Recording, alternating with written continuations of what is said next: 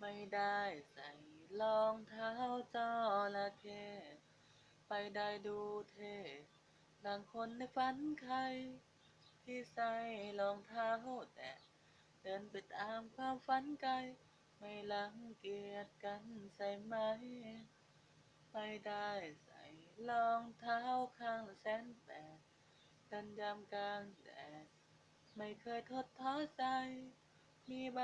หน้าน้องคอยประคองความฝันเอาไว้ถึงส้นตีนพี่ดำพี่ก็จะย้ำต่อไป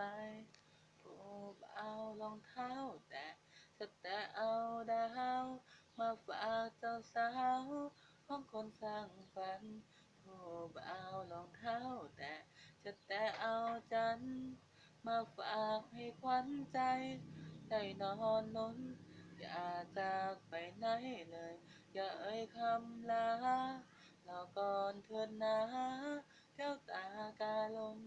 ไม่มีสิ่งไหนจะบอกใจแม่คนมีแค่น้ำอุ่นออกจากหัวใจให้